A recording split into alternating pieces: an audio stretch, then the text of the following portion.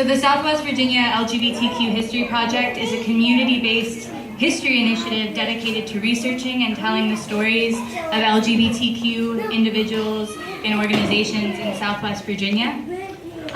So we do a number of things. We hold various events that kind of act as recreative events that old LGBTQ activist organizations that existed in Roanoke used to have. We've done rollerblading, lesbian frisbee.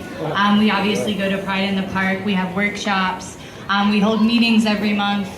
We do a wide variety of things to just kind of keep the spirit of LGBTQ history alive in Roanoke, Virginia, and to illuminate the ways that it's been important to this community. So we have there's a number of things that we've kind of been working on in the last couple of years that we've been a project. We have an archives initiative where we keep publications from local queer activist groups from the 70s to the 90s, basically, and we keep that at the Virginia Room at the Roanoke Public Library. It's open to the public, so anyone can check it out. We also do oral histories with community members. We've done 3 phases so far. Last spring, we did oral histories with a lot of older gay members of the community. This fall, we did a lot of oral histories with lesbians in the community, her stories as we called them. And this past spring, we've done a lot of oral histories with queer people of color, especially trans people, to kind of let those stories come out, to preserve them, to let people hear them. And all of those are available on our website for anyone to check out. We believe in free knowledge. We also have an LGBT memorial library that's hosted at the Roanoke Diversity Center.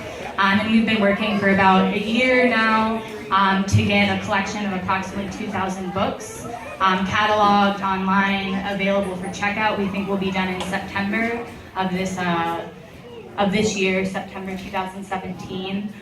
So hopefully we will soon have an LGBTQ library that's available to the public, and again, that's at the Diversity Center. We also do walking tours every month. So we currently have a downtown Roanoke walking tour, and we're working on putting together an Old Southwest walking tour, because there's a lot of the gay activism work that's been done in Roanoke has actually been done in Old Southwest.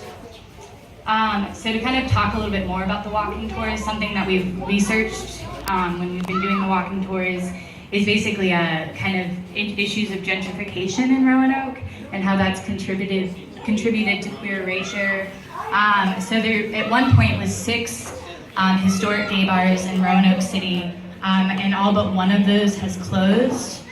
The only one that's still in existence is the Park. So over the years, a lot of these gay businesses have been pushed out, largely to make room for other businesses that are kind of more family-friendly, attract a different crowd of people, if you will. And we're really working on preserving the histories of those businesses, on letting people know that they were here, being aware of that. We also study other spaces that LGBTQ people have congregated in Roanoke, parks, streets, bookstores, neighborhoods where gay activism work was done. And we found that a lot of this has also been erased from the city's historical landscape. People don't know about this work. It hasn't been preserved. There's even been efforts to actively erase this work. Of course, LGBTQ people have faced a lot of police harassment in the area. Their businesses have been shut down. They've been limited in the type of commerce they're allowed to have, and their ability to go out and meet people in public and be in public spaces throughout the history of Roanoke. And the tour kind of expands upon that. We've also done a lot of work researching sex workers in the area, specifically trans sex workers that used to do a lot of business on Salem Avenue. They faced an inordinate amount of police harassment. Many of them were arrested, if not arrested, fined very heavily. This was the only work some of these people could legitimately do while continuing to live as themselves.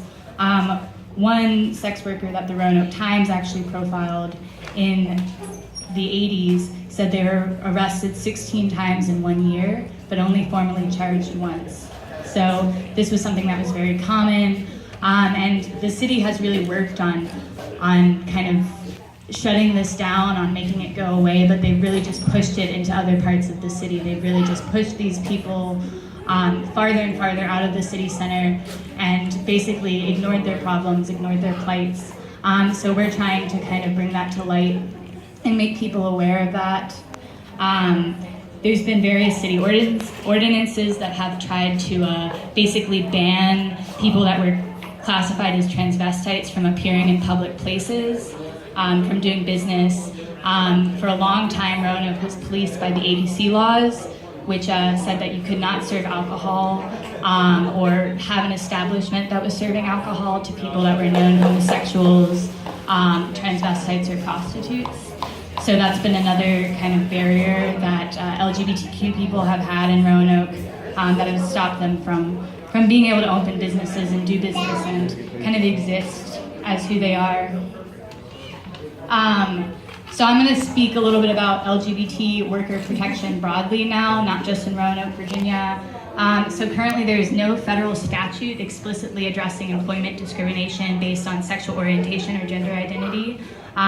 The Civil Rights Act has been interpreted as protecting LGBT workers by several organizations and various courts, but there really is no concrete federal protection for LGBT workers in private industries.